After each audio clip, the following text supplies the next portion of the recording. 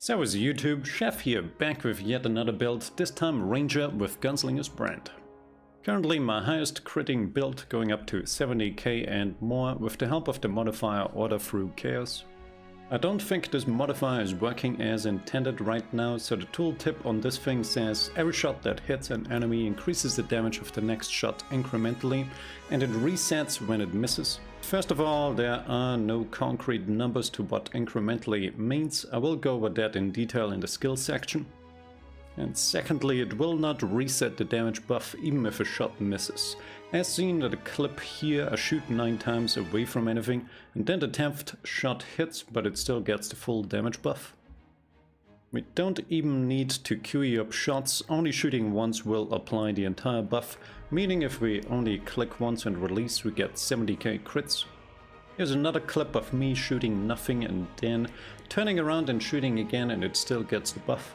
Yeah, this seems broken at the moment, but anyways, that's not stopping me from exploiting it, because those fat crits are very satisfying. I will also try to reach out to the devs and ask if this is intended, which I believe it's probably not. Next up, other skills we are using are the usual culprits, our elemental buffs from Winter's Grasp and Thunderstrike. With the exception of Consuming Embers, I swapped it out for Mark of Impurity. Because of the increased crit multi, we get a ton of extra damage. I would also swap this out on any other build I've done so far that uses a dagger or pistol. Any build can benefit from the crit damage and it's a bigger buff than the flat damage from embers. And the last skill we are using is Ether Jump. I just love this skill for the mobility it gives us. You could swap this out for Consuming Embers if you prefer, but it's not a huge damage increase because it just adds flat damage which is not affected by damage increases. The main purpose of these spells is to trigger the residual energy buff we get from our ring, catalyst and passive node. That gives us the biggest damage boost because this buff is also calculated with our attack damage, not spell damage. It takes 30% from our total damage and adds that on top as well with the other buffs from ring and catalyst. With the introduction out of the way, let's talk details in the items, skills, attributes and passive sections. Items. We have to use a pistol to be able to cast Gunslingers brand. We're looking for flat damage, crit damage and 3 sockets. Offhand, the Catalyst Max Fasten for the residual energy buff. Accessories. 1 ring with another residual energy affix. This has a chance to roll on rewards when luring Untainted. The other ring, belt and amulet with preferably 3 flat attack damage rolls, which is incredibly hard to get. Crit damage, socket and pierce. I recommend at least 2 pierce in total for clearing trash mobs. Chest and helmet with Manic Slaughter affix, the max is 9%, also rolled from Untainted rewards. This is our highest damage buff, so it's very important to roll the maximum amount. Gloves and shoulders with increased damage and ferocity. Pants with transfer time reduction and cooldown and preferably ferocity as well. Boots with also ferocity and movement speed. Champ slots. Offensive, anything with flat damage from either Aetheryte, Silverstone or Sapphire. Highest roll on these is 8 to 12. Defensive, if your weapon doesn't have life leech, take 1 Sapphire, the rest Silverstone for defense. And support Silverstone, the total 40 attributes gives us the most damage. We could get more crit chance from Tobas, but because we already have so much crit chance scored would only result in about 2% increased crit chance, it's not worth the lost damage. Skills. Main skill, Gunslingers brand with the most important modifier Order Through Chaos. Like I said in the introduction, you don't need to hit shots to trigger this. And if you only shoot once, you will get the full buff. Damage increase should be multiplicative 200%. It cannot be a normal increase because that would need to be at least 1000%. We have the exact same buff over on Ice Spear.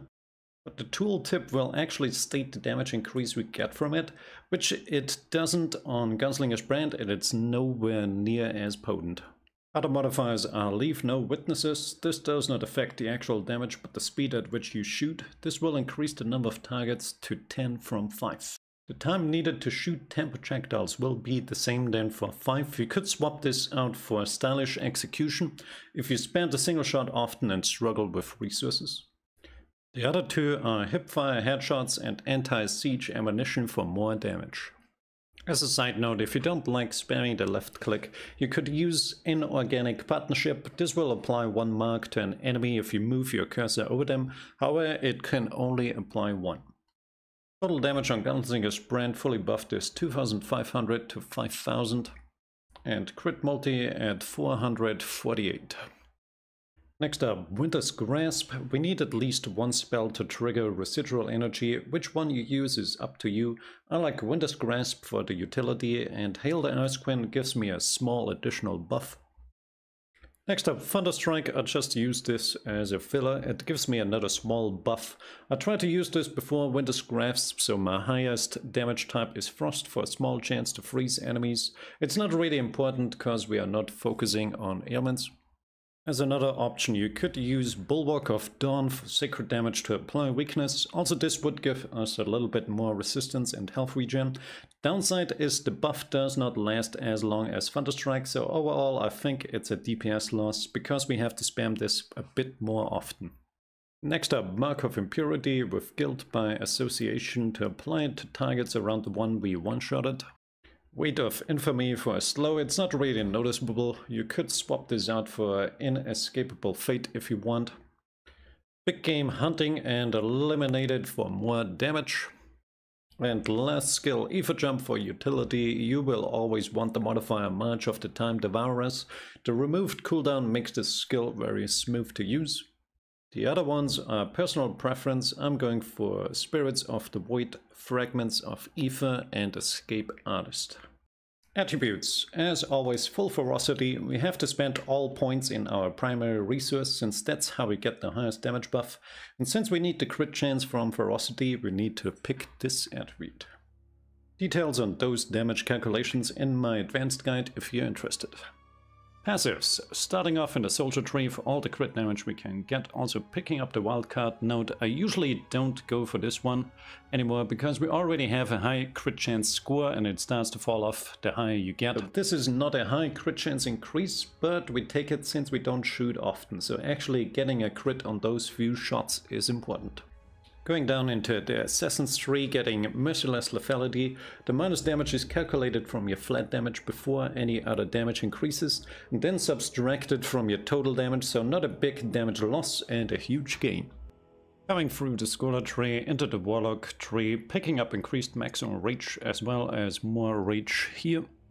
Last few points spent in the Sentinel and Warmonger tree, getting projectile and attack damage. Optionally, instead of those points, you could pick up Save from Afar in the Ranger tree to gain up to 90% more damage.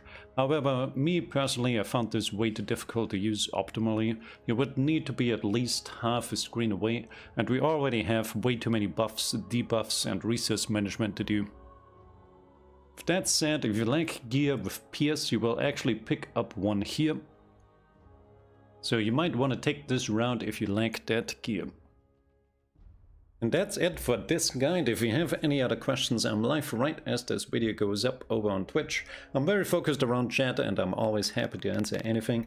I hope I earned your subscription. More Wolcen content coming in the future. Next up will be an ailment build. Also, if you appreciate the Wolcen content, shoot me a like and share it with your friends. Helps out a ton. With that, I'll leave you with more gameplay. Servus, YouTube.